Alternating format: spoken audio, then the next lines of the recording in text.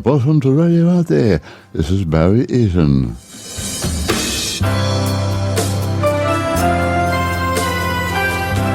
And we are away with our old favourite, Duncan Rose from Nexus Magazine.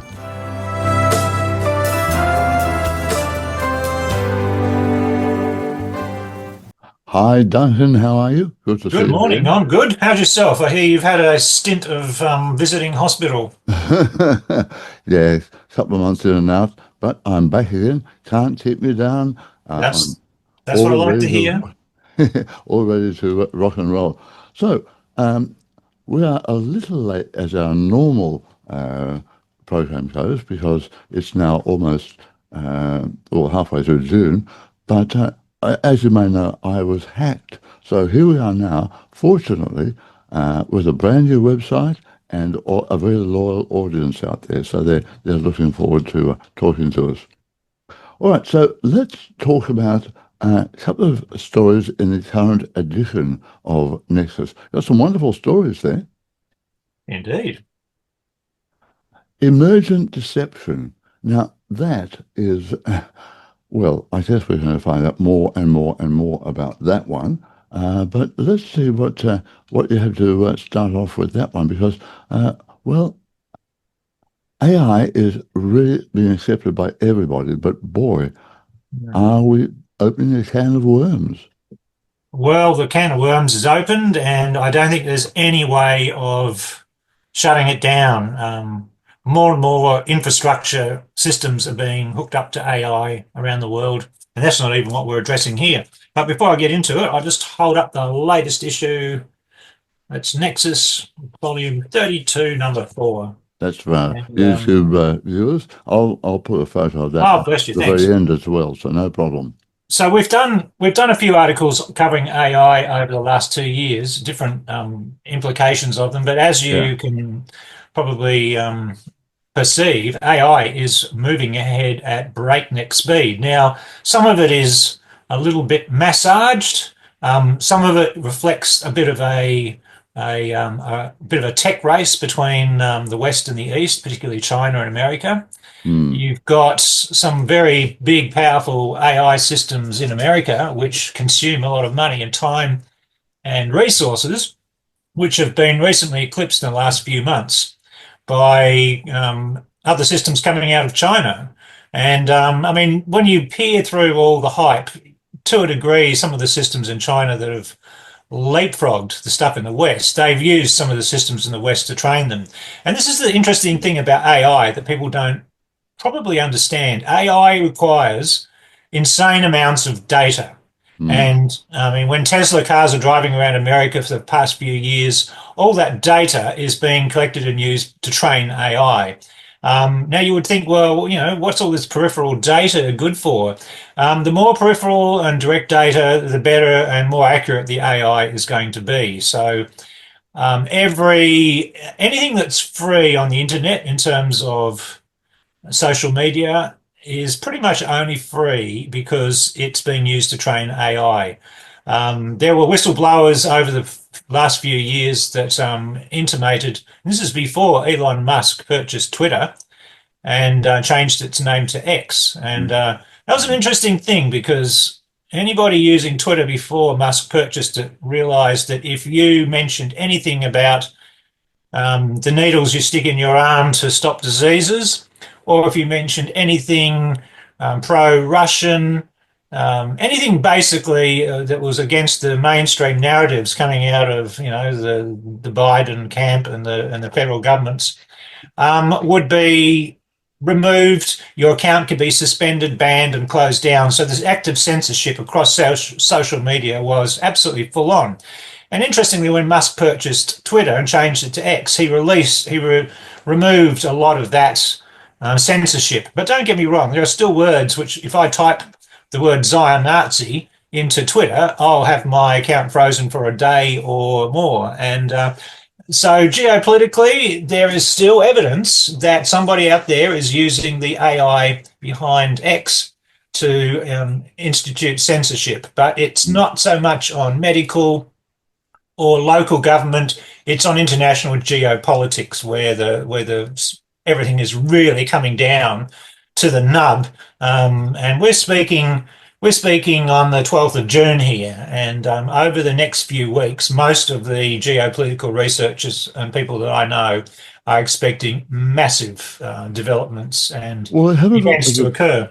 in the story right now, which is called an elaborate deception, we have talking about yottabytes, which I'd never heard of yottabytes. I had to look Yeah. that one up of information out there, but also the military side of things. Now, we haven't really gone into that. And with the world the way it is right now, Ukraine, Middle East, America, all over the place, what are It's we all, it's looking? already too late, Barry. I had a chat to a retired Australian military intelligence officer above the rank of colonel, Mm, and he wasn't telling me anything classified whatsoever, but he lamented that the decision-making process of the military and the intelligence community in Australia, and remember that Australia doesn't have sovereignty over its military and intelligence infrastructure. We are literally a branch of the UK USA empire. Now, well, some maybe might not because argue, only this morning, I just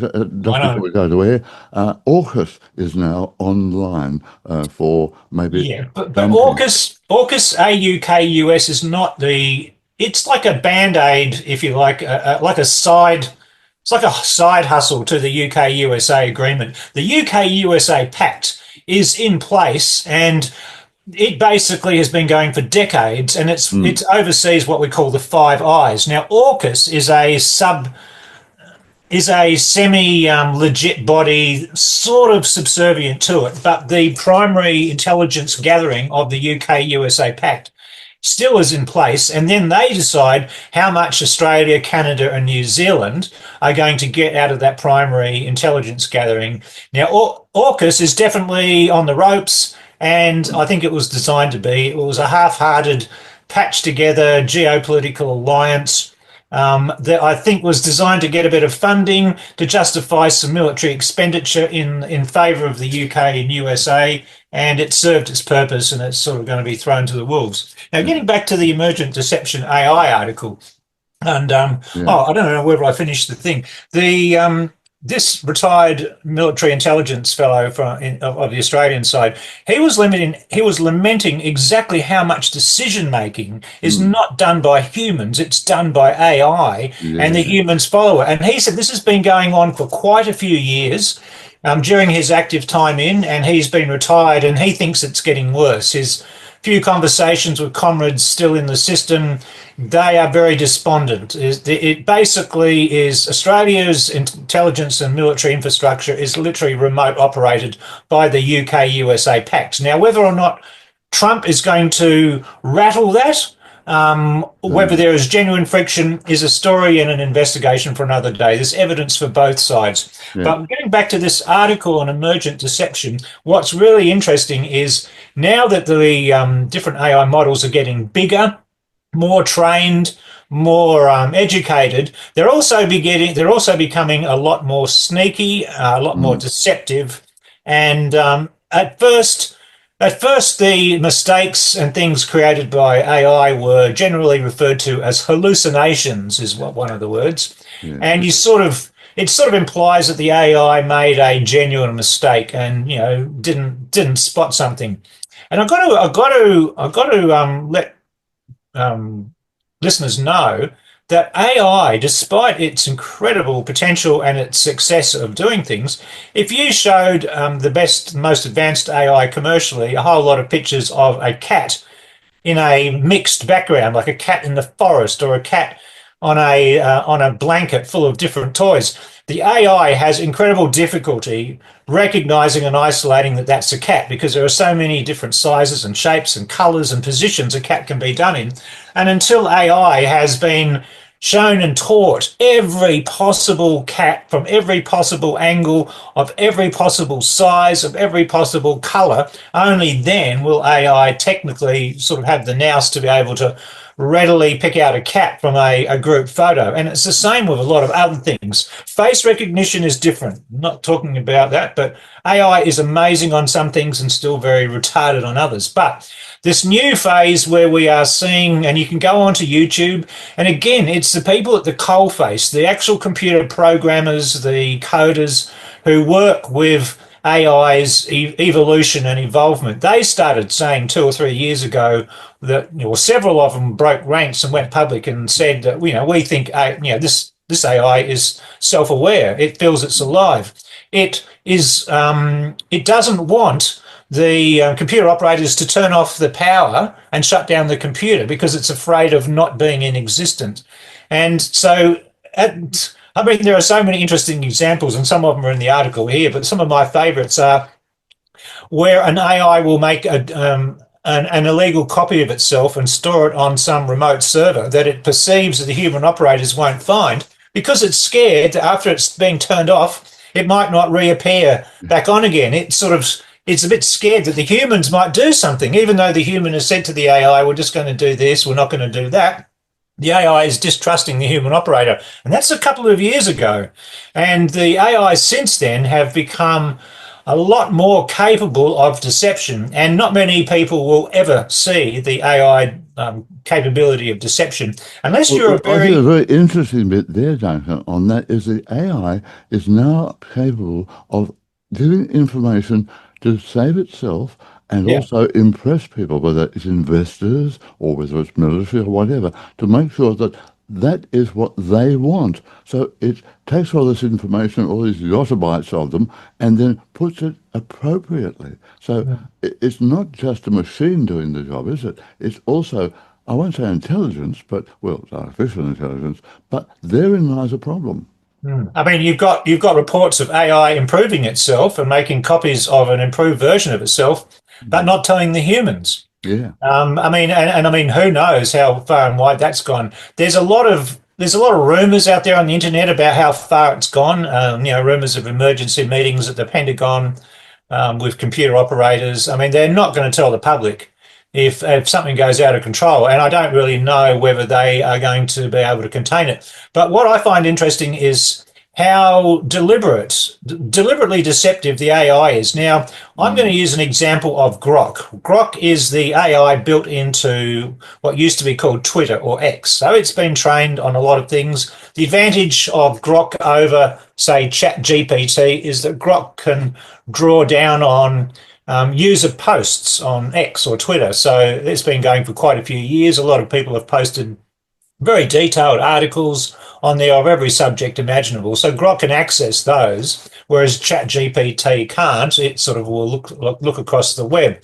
So I've used them both to sort of see how they're going. But it was on Grok, the more advanced one, where I started noticing very, very detailed. I mean, I'm talking about researchers who really know their stuff medically.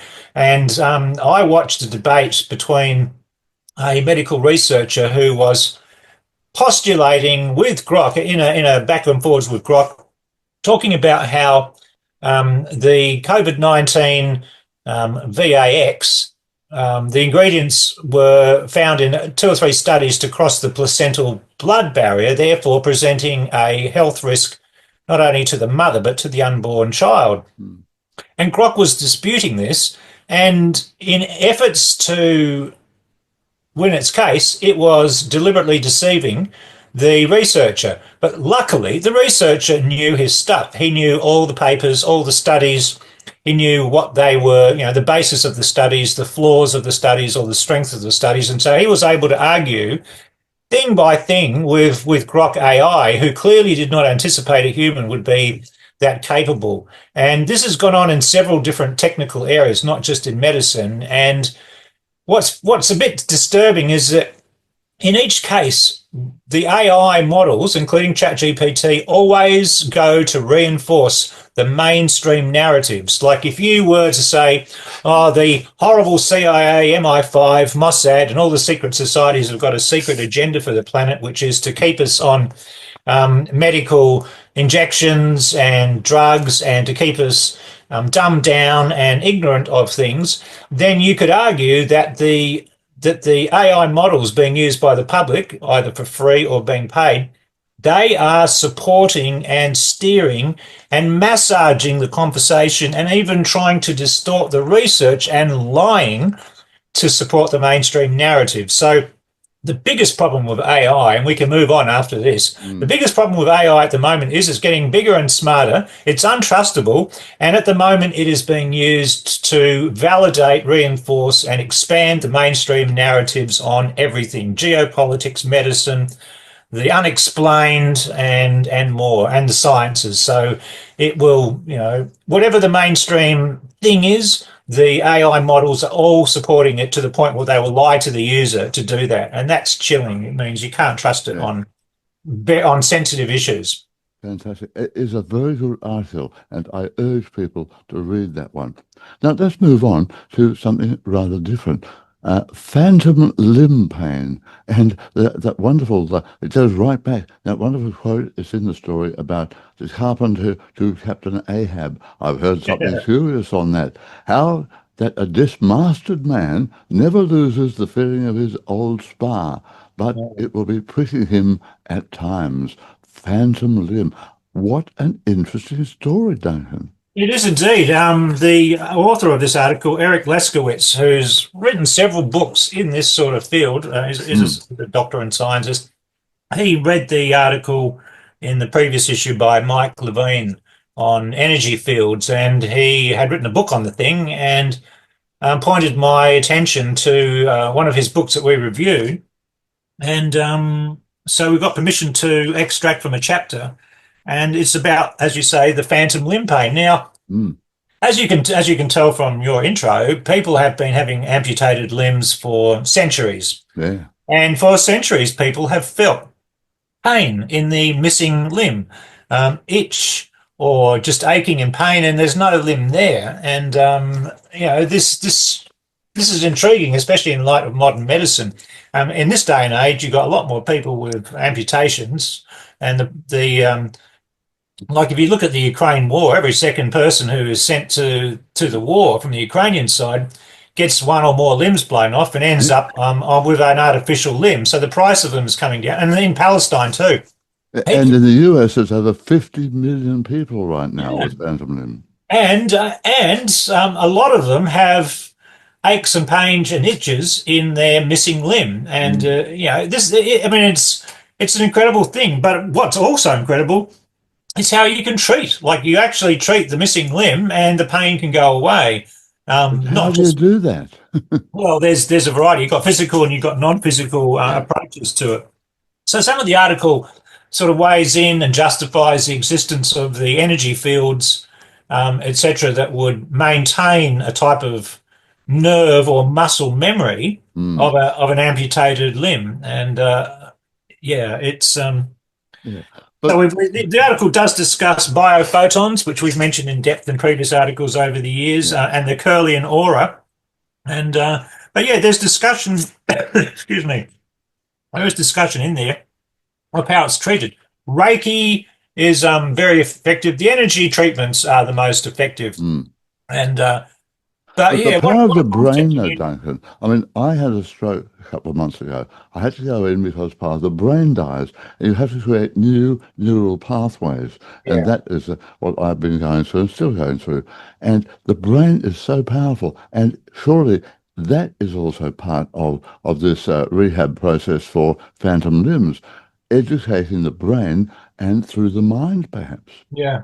I mean, look, I think articles like this really, if you go into them, the implications are enormous in terms of what our mind and our brains do. And Yeah. I mean, in the 70s, it was a big thing about self hypnosis and how you could change the nature of your relationships, your prosperity, your health, and happiness Mm, by hypnotizing yourself mm, into expecting that sort of thing to happen. And for those who tried it, the results were usually very good, and they'd often write a book or do talks and want to tell other people about it. And I think that whole idea of programming your brain physically, mentally, and emotionally is it. I mean, the evidence for it is on every level, and for approaching and yeah, I mean the fact that you can feel this pain and this itching in a limb that doesn't exist. Amazing. It suggests there's a lot more going on with our brain and its capabilities. And the fact that it can be fixed and reversed without drugs, I think, is also has incredible implications. So watch this space. I think the idea, I mean, I'd love to see a future where medicine is treated by correcting conflicting emotions, conflicting beliefs inside a person. Yeah. Well, I've always worked on the principle, or in recent times anyway, that universal law is what you focus on expands. So Yeah. focus on the positive, focus on what you want, not what you don't want. And that is the very start. That's only step one. But what you focus on expands. And I honestly believe, after what I've been going through, that this is potential there as a treatment. But modern standard medicine doesn't go there. It's all about taking It's got no drugs. incentive. There's no money in it. No And money. the That's whole right. medical infrastructure Yeah, will yeah. be rendered bankrupt if people realize that we create our illnesses and we can create the solutions. But for a lot of people, their belief of anything beyond the physical is like a hypnotic command. Okay, unless I have a pill, nothing's going to change. Yeah. The idea of shining light or et cetera, a lot of people won't believe it because they don't see or know that it's possible. But as you can see, more and more people now are using red light to Mm. totally change their hormones, their muscle mass, get rid of brain fog. So, I mean, one part of the planet is trending on realizing that, light, sound, and color are very important in determining bodily health. But Yeah, well, that's in yeah, that optical path story as well, where we talk about the blue light from screens is affecting people so badly that we really need to move on from that. And people are now starting to say, young people, stop staring into screens all the time because it's destroying your mind, it's destroying your brain. the nail in the coffin for that one is they did I mean, there's multiple experiments, but imagine this: you've got six rats in this cage over here, Mm. six rats in this cage over here. They're all the same health. They're all eating the same food, same exercise, same water, except this cage over here has a computer screen in front of it, showing, I don't know, YouTube clips or whatever, and with no sound. And this one over here, they've got no exposure to the computer screen. The rats in this cage, exposed to the computer screen, Yeah. get fatter and sicker and dumber. Mm. So, and that's with no change in diet or exercise, etc. So it's just the blue screen. And then they whack them in front of a red light and they lose weight, they get smarter and their brain fog and they have better health. So, Yeah. in a nutshell, you can prove it to yourself with plants and animals. And for those out there who are really worried, the antidote for too much screen exposure is exposing yourself to the morning sunlight That's is right. one of the best things. And the article in this issue on the optical pathways and the article last issue about Jack Kruse's work shows that the angle of the sun's rays in the morning creates the type of ratio of UV light, which is incredibly beneficial Mm. to humans. You only need 10 or 15 minutes for That's it to right. do its magic in the body. Yeah. But So, the power of the sun, and that's part of the article too, goes right back to ancient times. They always worshipped the sun. They knew yeah. the power of the sun. And Well, now, now we've got the science to understand that it yeah, was true and that they knew and that we can see the science for it. And it's interesting because we're getting to the point where the modern science is starting to show not only how health is dictated and can be fixed, but it's mm, moving away in many ways from the whole drug therapy. mm, So, yeah, even thank though heavens that's, for that. Yeah, that's yeah, absolutely, well, we've got a way to go, don't we? yeah. Don't get too excited. Now, talking about ancient civilizations, there's a story I've been dying to talk to, well, figuratively, Careful of your to talk words. about, and that is what lies under the Gizo Plateau. Yeah. And boy, there's some very interesting stuff coming out about that one. Indeed, and I was, to be honest, when I heard the announcement of the findings under the Khafra pyramid, etc., and then I noticed that next day in the Daily Mail it's sensationalised and lost cities, and for days and days and days, I saw media organisation websites and places using it like clickbait, which always raises a red flag for me. Mm. If it was genuinely just, finding genuine terms and things, I usually notice the lack of such, type of reporting, etc. But anyway, I pursued through.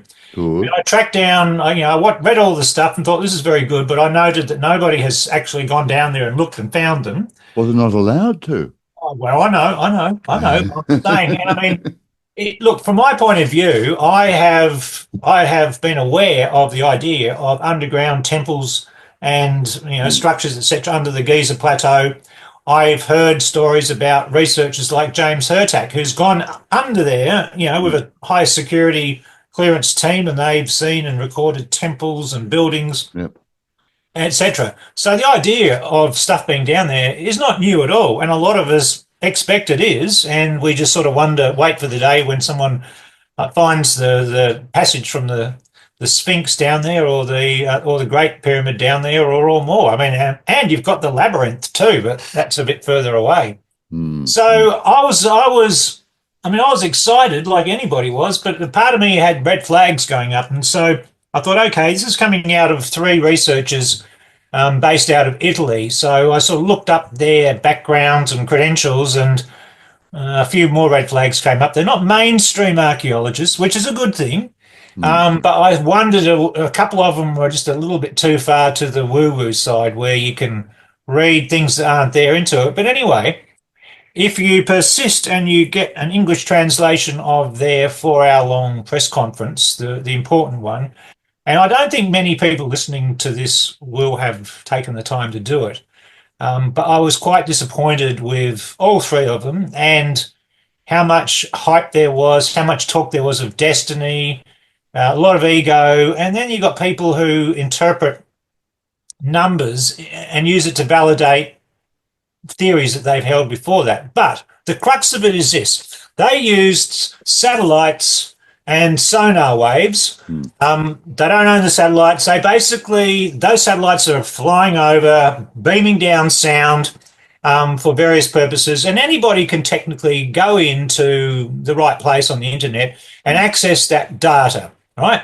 Mm. And that's all it is. It's they've shot sound waves down, measured them back up, and so these scientists, or one or two of these scientists, have gone in, accessed that data, and good on them. And then they have used AI to interpret the data. And it's the AI interpretation of all those sonar signals, which comes up with the idea that there are cavities down there and maybe columns. So then I'm thinking, okay, well, what track record have these guys got? Have they used this technique to validate caves and mine shafts and other underground facilities? How accurate is it at such deep depths and compared with shallow ones?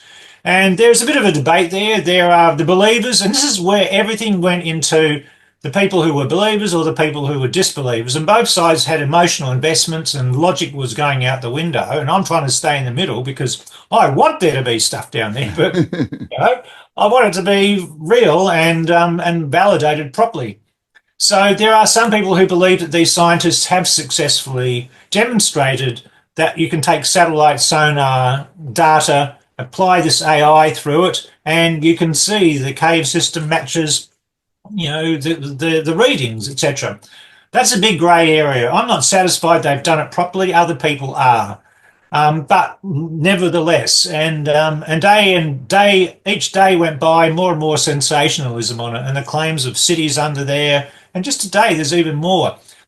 And we've also got to the point where I have to say this: in the alternative research community out there, a lot of them like to make money to keep their YouTube channel going or their thing going. So you've got high profile people who are considered researchers when they're not. They are regurgitators, which we need out there. We need people who are eloquent, able to understand research, package it up and deliver it. A bit like David Icke. But those sort of people don't usually originate, new things. They pick up what other people have originated. Hopefully they give credit where credit's due. And so I'm looking at a lot of these things, and the hype was intensifying as these alternative researchers are trying to drive traffic to their site. And they're making more and more outrageous claims, which I think is naughty. because there are genuinely really good alternative archaeology websites out there that stay in the middle path. They don't go mainstream and they don't go out there into woo-woo land. And there was only one or two of those that stayed the course. And like me, they were very dismayed at how much hype there was.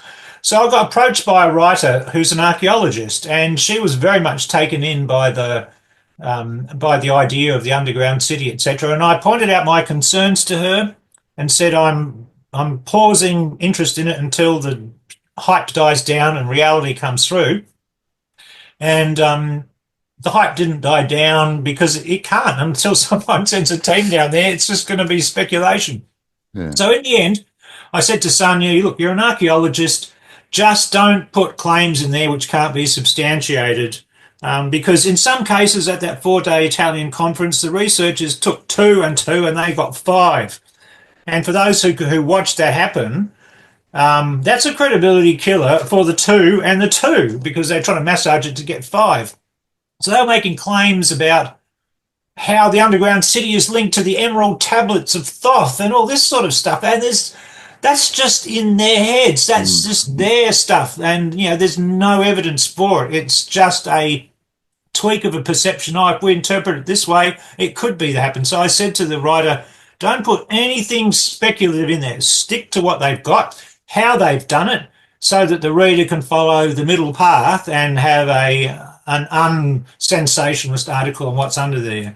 So, I personally believe something's under there, and it wouldn't surprise me that these guys have found a way to map underground cavities and voids and things like that, which could be really interesting because it doesn't stop.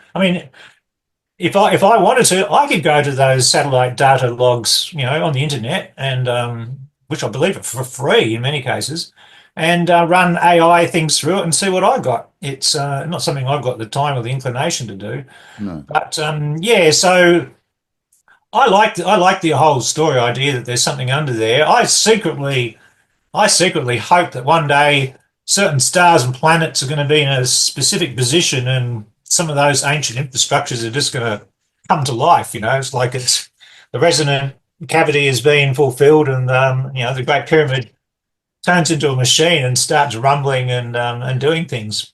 Yeah. Because I believe the Great Pyramid is a machine. So it's quite logical Always. there's parts of the machinery underground. I mean, to think that is only a tomb, I mean, Yeah, I think the world's moved past the Great Pyramids being a tomb. They've never found a body in any of the big pyramids, but no, the Great Pyramid itself, for those who've been in there, and I think I've said this before, if you go into the Great Pyramid and look around very carefully, you can see it was never meant for any humans to walk around in there in any meaningful way. that's for It's sure. built more like the inside of a piece of equipment. Yeah, very much. Well, you and I have both done it. I've climbed the pyramid twice and done a lot of research on it, and it's far more than just a Yeah. tomb, that is for sure. But maybe this is the way. But how many times do we have a breakthrough which at first is absolutely damned by everybody, and then eventually, bit by bit by bit, we start to prove it? There was a theory, isn't it? Some well-known person said there were three stages. Schopenhauer, that was it. Yeah. Three stages of development, and the first is rejection And then ridicule and then and acceptance. ridicule. That's right, and then it moves on. So, are we there? Is that where we are? Do you think, Mr. Schopenhauer? I think we're getting close to that point with the things you inject into your arm, but we'll wait and see. So Anyway, that's something close to my heart. But yeah, when it comes to ancient history, you've got quite a few people in different branches of science who are using science to show that we've got the story of the history of humans wrong. And oh yeah, there's more and more evidence showing that humans were in Australia longer than oh, yeah. the records say. And Oh, for sure. yeah, Well, I'm watching Graham Hancock's latest Ancient yeah. Archaeology, and that talking about civilization goes far, far back, or further back than we ever thought. So, They're still trying to get that taken down. They're still trying to poo-poo him. mm. The mainstream archaeologists who are absolutely ropeable about Graham Hancock even walking around breathing. They actually, if you watch the episode, you can see they've reached out and they've got places to ban entry. they've really, I mean, it's got to be the desperate section before acceptance. Yeah. Because even Zahir Was's position is moderating, but there's two or three archaeologists in America which are just, I Yeah. think they've become insane with their obsession to defend the old guard narrative at any Yeah. cost. And, Yeah. but when people like Graham Hancock put out this new series and you see how much shit they're throwing at him, and Oh, and the juvenile things they're trying to do to disrail and disrupt him, if they can't use scientific evidence to shut him up, then they need to go back and change their narratives. But exactly. we are at a point in history where most science, most funded science in Yeah. every category is corrupt. High energy physics is absolutely corrupt beyond belief, and they're just getting funding and coming up with papers. They're making shit up to stay funded, Yeah. Well, and they're that's the going problem. nowhere. No. High energy, it's medicine, high energy physics, geology. It's crumbling under some parts. Ancient history. I mean, Well, we're at the point where you should not trust science. It is either been weaponized or commercialized. yeah. And the really important bits are being shoved to the side because there's no money in there. And if the public do follow those things, they're going to become empowered. They're going to learn how to heal themselves. They're going to learn how to think for themselves. They're going to Oh, have contrary views oh, can't have with that. humans. Think to yourself, oh, blimey. Well, I mean, look, at the end of the day, it's a really big deal Yeah. whether humans believe that they were created by God or gods, or whether they believe that in the Darwinistic evolution theory, and that they're two polar opposite Totally. narratives. One is that we were created with intention for a reason by beings greater than us, whether you call it God or the gods or whatever, or Whatever. even ETs. The other point of view, which is what we're taught in school, is a narrative which defines existence without any meaning more than, oh, there was a big bang which happened a long time ago, and lucky for us that it was not too powerful or not too underpowerful. It was just the right amount of power for matter to form, which then clumped together from gravity and made suns and Yeah. planets. And then once upon a time on a planet called Earth, after a billion years of all this stuff flying through the galaxy, somehow proteins and carbohydrates grab themselves, hold each other together in a puddle, and rearrange themselves until they formed the first working cell. Now, if you understand science and you look at that narrative, you can see that it is insanely absurd. We Yeah. now know enough about science at the molecular and nano level to know that it's absolutely impossible for any cell to have formed itself. And therefore, everything down the line about species evolution also comes under question.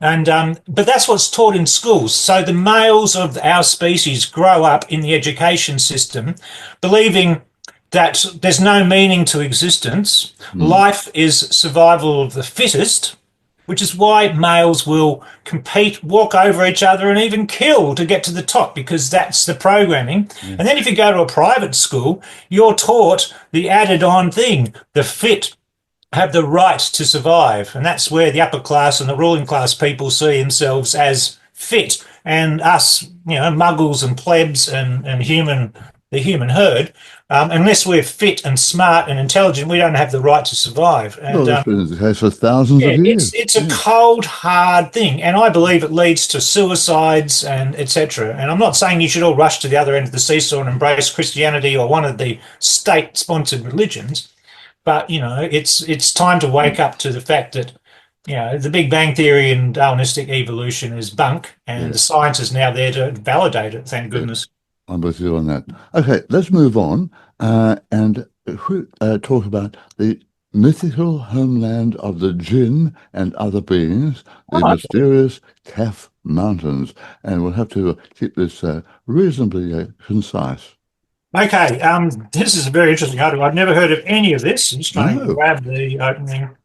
wonderful story. The The mythical homeland of the Yeah. jinn. Hey, I mean, from what I can gather from this, the Kaf Mountains are pretty much in the Arctic Circle, and apparently Muslims used to go there en masse to worship the Kaaba, Kaaba, and I always thought that was in Saudi Arabia. So what's it doing 4 months, pilgrimage in the far north where you can walk over water because it's frozen and where you don't get any sunlight for, 3 or 4, 5 moons at a time, which indicates, the Arctic, etc. So you have the idea that Muslims used to make a pilgrimage to some holy place in the Arctic Circle for a long period of time. And then one time, a massive amount of them get to this legendary mountain where they went to worship, and Mm. something killed them. Something killed like nearly 80,000 worshippers and Mm. nearly 500,000 horses, which were presumed to, carry all their supplies and provisions. And this was in the legends. It's in the Arabian Nights. It's drawing on Muslim. It's drawing on a whole lot of things. But the author actually took the time to figure out and look at satellite pictures and claims to have found using satellite imagery the mass grave of this event. So the whole story is fascinating. I was intrigued about it from the point of view of I'm always looking for interesting stories regarding the far North Pole. The idea that there's a type of hole at the North Pole of a certain size with mountain edges around one side of it and the ocean into the other. And because it would seem to explain lots of weirdness from many cultures and lots of geophysical events Mm. if that occurs. And this narrative, in some ways, plays towards it, particularly in the sense that the further north you go, the more mysterious the life forms. And you're talking about humanoid life forms with magical powers, the jinn living there with their abilities to come and go into our dimension as they wish with their abilities, the little people, the hairy people, which we would call Yowies. The amount of mystery and strangeness in the far Arctic Circle Mm. is immense. I'm researching at the moment the sheer amount of mammoth skeletons and tusks, and not just ones washed, in mud, covered in mud on the side of riverbanks that are eroding away to this day. But as maybe you know, but for centuries, most of the ivory in the ivory trade came from the Arctic Circle. There Mm. are islands literally made up of dead mammoths and dead mammoth tusks. And people would go there, get the tusks and make ivory and sell it. So that's where most of the ivory came from until the Brits got lazy and started getting it out of Africa, off, Okay, yeah. off elephants and Mm. etc. So the mystery is, well, why were there so many mammoths in such Mm. proliferation, Mm. with the vegetation to support them up in the North Pole? So Mm. that's one of the reasons I put this article in there. Yeah. Um, Also, did you see this week where a large city was uncovered in the Antarctic of Viking civilization down there? you're saying there's a city uncovered in the Well, Antarctic? old civilization or Viking, not necessarily a city, but there's a whole lot of evidence right deep down of Vikings living in the Antarctic. So that came out I something haven't recently. heard that, and I would remain skeptical at the moment. And I'll just say this why, because I've had a lot of people contact me saying, have you seen these photos of down in the Antarctic? And all the photos are sepia. Mm. They started appearing about 6 or 7 years ago. I traced the first variety of them down to being generated by AI, and they showed stone structures, big statues, ice walls, etc. Mm. And then I noticed that all these were coming from websites that believe that the Earth's flat and that there's this massive ice wall around Antarctica. Yeah, And yeah. if you went past the ice wall, you It's found all evidence of over. ancient civilizations. Yeah. But people were fabricating the photos and the information about it. And you Mm. can spend a lot of time before going down rabbit holes before you come back to a spot where that was generated by AI, but a whole lot of well-meaning and trusting people have spread it around, to support their narrative that the Earth's flat or Yeah. whatever. So Yeah. I spend a lot of time checking the stuff that comes out of Antarctica because you can't just go down there and walk around and take photos. No, no, You that's can right. do that a lot more out in the Arctic than you can in the Antarctic. Getting to the Antarctic is very costly, expensive, and Mm. it takes a lot of time. Then you've got to get permission from different authorities, but depending on which part of the Antarctic you're going to. So, Well, we'll wait and see what yeah. happens on that one. Now, just in the few minutes we have left, wonderful prophetic dreams of Ryo Tatsuki, the Nostradamus of Japan. Yeah. Shall we summarize that a little bit? Because Well, yes. a There's bad time coming up, it would seem, in a few weeks' time. July 5, that's the 5th of July, 5 a.m. local time this year. This is a Mm, woman who some people called the Nostradamus of Japan. I won't go into the details. It's in here. She's a manga, like a Japanese comic artist. Had a whole lot of predictions, which gave her a lot of attention. Um, One prediction didn't happen. Everyone sort of rejected her. She went quiet. And then she came back with another prediction. It came true. She became famous again.